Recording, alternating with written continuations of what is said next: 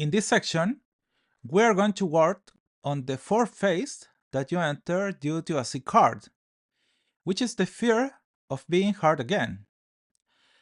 After the desire to hurt others has matured in you, you enter a phase where you want to get back into a relationship, but you cannot do it because you fear that every person who approaches you will do so with bad intentions.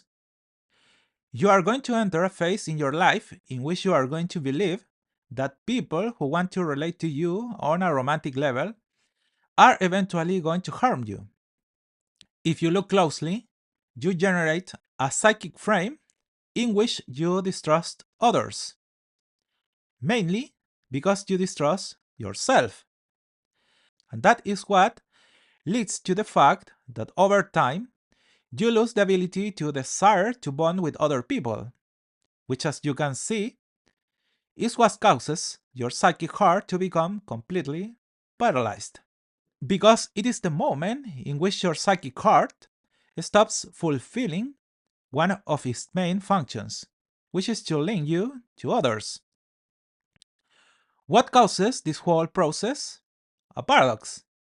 Precisely the fact that people who are genuinely interested in you begin to appear in your life. People who like you or see positive aspects of your personality. And that is precisely what leads you to distance those people from your side. Because of this fear that I am talking to you about here. You don't want to suffer again the pain you felt because of that person who betrayed you. What are the problems that are generated by a frame like this? The first of them, the most obvious, is that you start to push people away, particularly those that you like, not only on a romantic level, but those that could be a contribution to you in other aspects of your life. From which another problem arises, that you develop a control complex. You begin to constantly test the people who approach you, whether to start a romantic relationship or simply to start some kind of friendship. If those people don't meet your standards, which at that point become unattainable, you immediately discard them. That is where the imbalance that I am talking about here occurs. If you look closely, the constant tests you subject people who approach you to are not a coincidence.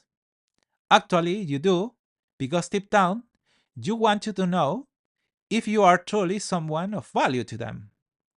Without it, they will either hurt you again or they will give you the value that that person who hurt you so much did not give you. That's why you become very sensitive to any flaws those people may have. The problem is that everyone you interact with is going to have some type of flaw. At some point, he is going to do something that you are not going to like. And you are going to take that as a justification precisely to stay alone, because you do not want to suffer again. But above all, you do not want to lose your sense of personal value again because of someone whom you could potentially value. What happens if you don't treat a frame like this? You are going to develop a constant lack of trust in relation to others. No person you interact with is going to make you feel safe. Imagine what it's like to live in a constant state of paranoia and mistrust in relation to others. On that basis, the second problem associated with a painting like this will arise, which is the fact that you will constantly distrust your own value. That's why you are always going to need other people to tell you how important you are to them. Because if they don't, even when you treat them badly, you are going to project onto them that bad treatment you received from the person who originally treated you hard, the one that generated the mistrust that you are feeling at the present. And with this will arise the fourth problem that you will experience over time. If you do not treat this phase of your injured heart, which is the fact that you are going to lose your ability to take risks, not only in relation to other people, but on a general level in your life, precisely because of this process of distrust in relation to others, but especially in relation to yourself. You are going to avoid taking risks because you are going to fear being disappointed again, which, as you can infer, will cause not only your life to paralyze on a romantic level, but even those life projects that you could have, which were eventually going to allow you to have the type of life that you had always wanted for yourself. An example that I can give you in this regard is that of a person who develops a condition that leads him to believe that he is ugly when in reality he is not. And that leads her to not believe she is beautiful enough to be with anyone, because she constantly seeks others to tell her how beautiful she is, because she herself cannot see her own beauty. I had a case of this type. That's why I am telling you about it here.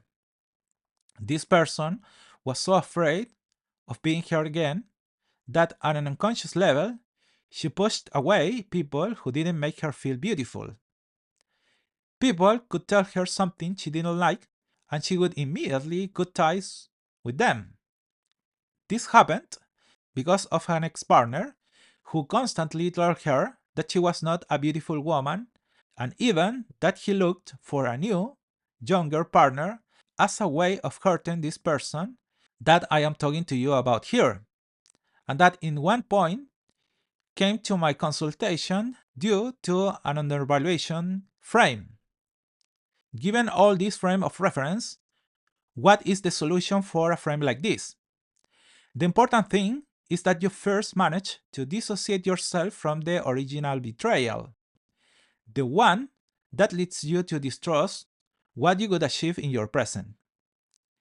Based on that, the next step is to help you reactivate your confidence to expose yourself to new challenges in your life, which, as you can infer, involves subjecting yourself to risky situations where you could be hurt again. That is precisely why I taught you in that part of the therapy to regulate the way in which you take risks on an emotional level. You cannot take absolute risks, but as you can infer, most people enter into a relationship, especially when they are very much in love, do so by risking everything. That is precisely what we have to regulate in this phase of the healing process. And finally, we have to generate in you the spirit of adventure, which is what will allow you to enjoy your life again, and above all, give you the opportunity to strengthen your heart. In the next section, I am now going to show you all the skills that you have achieved thanks to this module. I see you there.